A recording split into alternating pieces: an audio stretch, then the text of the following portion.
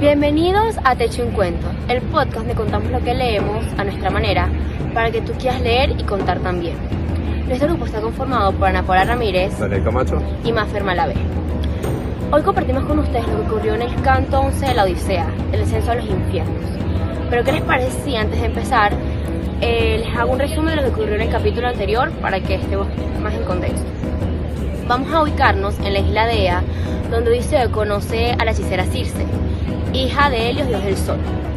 Esta convierte a la mitad de su tripulación en cerdos, pero menos a Odiseo porque Odiseo, al ver que toda su tripulación está convertida en animales, acude a Hermes. Hermes lo ayuda dándole una planta que lo hace inmune a los encantamientos de la diosa Circe. La diosa, al ver que Odiseo era totalmente inmune a sus encantamientos, no lo transforma y se enamora de él, ayudando esto a Odiseo para persuadir de alguna forma a Circe para que no terminara como el resto de su tripulación. Después le pide ayuda a Circe para poder regresar a Ítaca. Ella le dice que tendrá que seguir unos pasos específicos y que tendrá que buscar a Tiresias, el adivino favorito de los dioses. Pero hay un pequeño problema, que él está muerto. Por ende, tendrá que viajar al inframundo para obtener respuestas. Recordemos que el inframundo, a pesar de que el nombre se liga mucho a lo que es el infierno para nosotros, en la mitología griega todo el mundo que muere va al inframundo. El inframundo tiene diferentes partes. Tú seas héroe, seas villano, una persona buena, una persona mala, estarás en distintos niveles del inframundo. Evidentemente, también es importante mencionar que el inframundo se liga a Hades. Hades y el inframundo son básicamente lo mismo. Hades, recordemos, hermano de Zeus. Después, adentrándonos en el capítulo de hoy, Odiseo decide seguir los pasos de Circe. Agarra las ovejas que ésta le dio para hacer un ritual. Entonces entendemos que Odiseo tiene que hacer una especie de libación, que es un sacrificio ritual hecho con vino, que es para... Claro, pues se hace el sacrificio con vino para atraer a las almas que están en el Hades, para que le cuente la verdad y ayudarlo en su camino a Ítaca. Entonces él hace esta especie de libación metiéndole un hoyo como que a las reses para que salga la sangre, pone agua, miel, pone vino y después espolvorea todo con harina blanca. Entonces después de esto, él agarra y empieza a pedirle a los dioses que por favor dejen que él se pueda comunicar con Tiresias. Después de esto, vierte la sangre de las reses en un hoyo y se abren las puertas del héroe. Ahí la primera alma que aparece es el de su compañero, el Penor, que murió en la mansión de Circe mientras estaba borracho, y le pide a Odiseo que le dé un digno entierro, porque recordemos que el ritual funerario es importante porque las almas que no son enterradas su cuerpo no tiene una sepultura digna, exactamente, se quedan pecando en el Hades. Recordemos también que este es uno de los escenarios, o sea, ya al ser la primera alma, es un escenario bastante fuerte. También un aspecto a destacar es que Circe le dice a Odiseo que vaya al grano. Él no puede hablar con ninguna otra alma que esté en el Hades. ¿Por qué? Porque el tiempo es corto y necesita saber la verdad, tiene que ir al grano una vez. Y esto es un aspecto importante para lo que va a pasar a continuación. Exactamente. Después se presenta un emotivo encuentro entre Odiseo y su madre Anticlea. ¿Qué ocurre? Que exactamente como dijo Daniel, él tenía que ir al grano y tenía que hablar directamente con Tiresias. Él no entendía por qué la mamá estaba ahí, porque él antes de irse a la guerra de Troya su mamá estaba viva. De repente aparece Tiresias, que le extraña mucho la presencia de Odiseo en el inframundo. Le dice que le dejara beber la sangre para que le diera todas las respuestas que él quisiera. Después de esto, él le dice que él podrá regresar a Ítaca. Sin embargo, habrá un dios que no le hará la vuelta a casa fácil, que es Poseidón, debido a que Odiseo lastimó a su hijo Polifemo. Al igual que también advirtió que no tocara las vacas de Helios, dios del sol, para lo que Odiseo y su tripulación hicieron caso omiso. También para que Odiseo gozara de una vejez placentera, tendría que hacerle ofrendas a Poseidón. Después de esto, Odiseo permite que su madre beba de la sangre para poder hacer unas cuantas preguntas, como por ejemplo, ¿qué hacía ella en el inframundo? ¿Por qué había muerto? Ella le responde que de la tristeza, de la ausencia de Odiseo, ella no aguantó más y lamentablemente murió.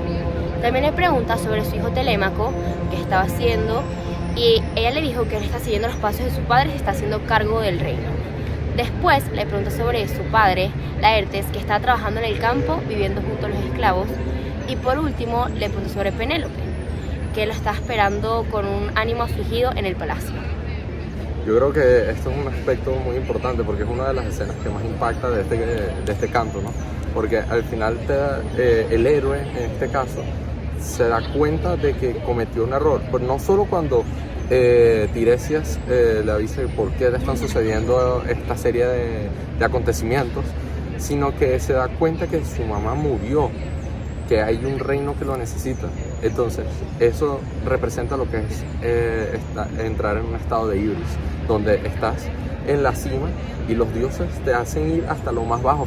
Fíjense que llega al Hades, y en el Hades es que se da cuenta de lo que todos sus actos provocaron. Y también un punto de inflexión puede ser que ¿por qué te vas a meter con el hijo de Poseidón? Y es curioso que se meta con el hijo de Poseidón y Poseidón tome esos castigos contra él, sabiendo que libró una guerra en Troya. Todos sabemos cuál es el contexto o los sucesos anteriores que ha tenido Poseidón con Troya, que básicamente les tiene bastante rencor. Eso es un dato un poco curioso, pero bueno, eso es como la parte central del meollo del canto. Ahora lo que vamos a pasar es que le da tanta intriga a Odiseo lo que pasa en el inframundo, que se queda y recibe la visita de varias almas muertas de sus guerreros. Bueno, nos mudamos a otro entorno para seguir con esta historia de este capítulo tan importante en lo que es la travesía de Odiseo al regreso a su casa. Lo primero que tenemos que mencionar es que después, antes de que salieran los guerreros y las almas que se presentan en el Hades, después de su encuentro con su madre, Odiseo intenta abrazarla, porque se aflige tanto de verla ahí, de su recuerdo, porque está muerta. Cuando la intenta abrazar unas 3 veces y no puede, porque una característica del Hades es que las almas, cuando descienden ahí, ya se despojan totalmente de su carne. Entonces básicamente haría como el papel de un fantasma, y Odiseo ahí eso como que lo hace entrar en cuenta de que realmente estaba haciendo las cosas mal y todo lo que había perdido.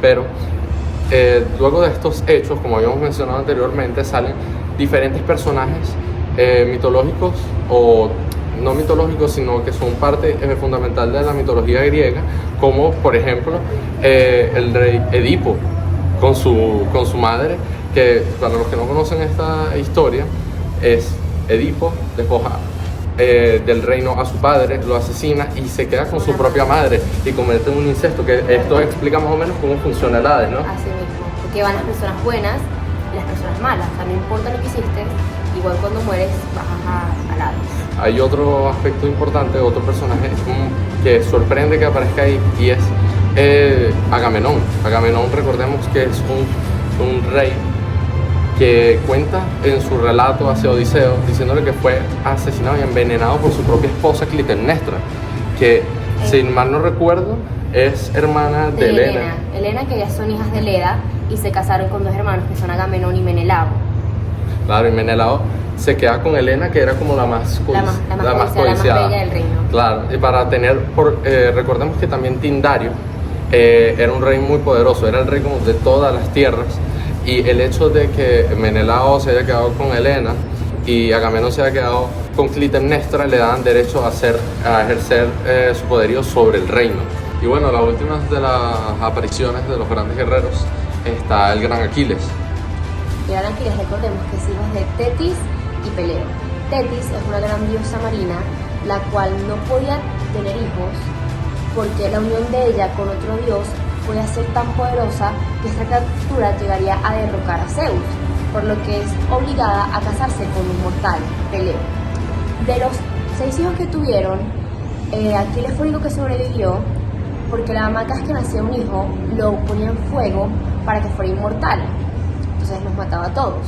Y Aquiles fue el único que sobrevivió porque el papá lo salvó, y de ahí viene el mito del talón de Aquiles, que se quemó cuando el papá lo sacó del fuego.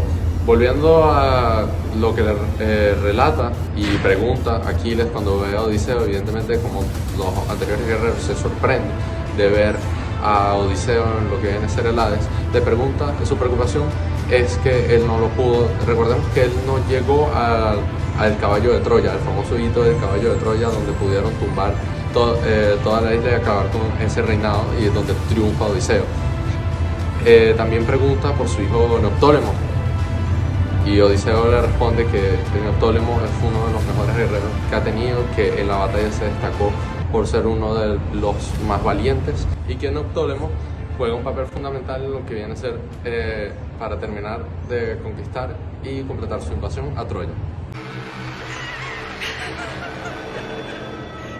Odiseo se encontró con múltiples almas, pero el único que permanecía alejado era el alma de Ayante Telamoniada, quien seguía molesto por haber sido vencido en el juicio que se celebró por las naves para entregar las armas de Aquiles. Y Odiseo pensó, desde ese momento tal vez me habría dicho algo, aunque estaba molesto, o por lo menos yo a él, pero un sentimiento en mi pecho me invitaba a seguir viendo al resto de los muertos.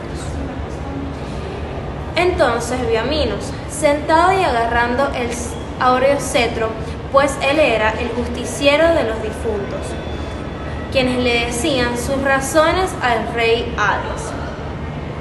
Entonces vio al gran Orión, a Titio, hijo de la augusta tierra, con animales que les roían el hígado y enterraban sus picos en sus entrañas.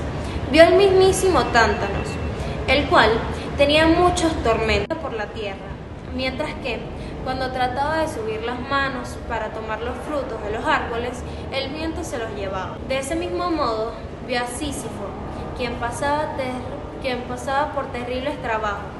Por último, vio al fornido Hércules, o al menos su imagen, puesto que él disfrutaba de grandes banquetes con los dioses inmortales, además de su esposa Hebe, la de los pies hermosos, la hija de Zeus y Hera, la de las áureas sandalias. A su alrededor se oían los gritos de los muertos que se escapaban. Entretanto, Hércules llevaba el arco y la flecha y observaba como si fuera a disparar. Llevaba atado al cuerpo un talí de oro. Ni el mismísimo que construyó ese talí podría construir otro igual. Él, al reconocerlo, lamentándose, dijo: la Artíada del linaje de Zeus, Odiseo fecundo en Arries. Sin dudar, te persigue un hombre o un horrible hado, como el que era yo cuando me alumbraba el sol. Hube de arrastrar mis dolores por dejarme someter por un hombre inferior. Una vez me envió aquí para que sacara un can, pensando que ningún trabajo sería más difícil. Y yo, por supuesto, lo hice, guiado por Hermes y Atenea, la de los ojos de lechuza. Cuando así lo dijo, volvió a la morada de Hades y él se quedó quieto.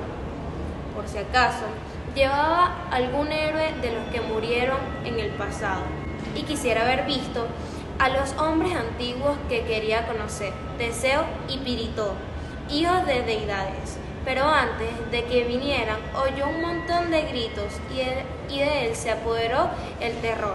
Volvió al instante al bajel y ordenó que embarcaran y desataran los amarres, para acto seguido sentarse en el barco y que las ondas de corriente los llevaran por el río al océano, empujando primero con los remos y luego por el fuerte viento.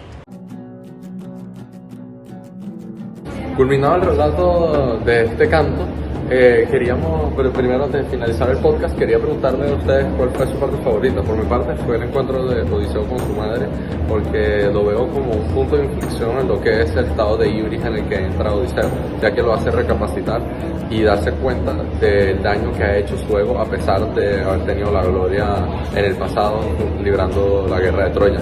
No sé qué les parece a ustedes. No, concuerdo totalmente contigo, fue un aprendizaje para Odiseo y saber que su madre estaba muerta fue un golpe muy duro para él. Igualmente, esa fue mi parte favorita. Entonces, para terminar el Te echo un cuento, el podcast donde contamos lo que leemos a nuestra manera, para que tú quieras leer y contar también, hoy compartimos con ustedes el canto 11 de la Odisea, El Ascensor de los Infiernos. No olviden seguir sintonizándonos y seguir viendo los videos de los siguientes cantos para saber más sobre la travesía de Odiseo. Nos vemos en la siguiente edición de Te echo un cuento.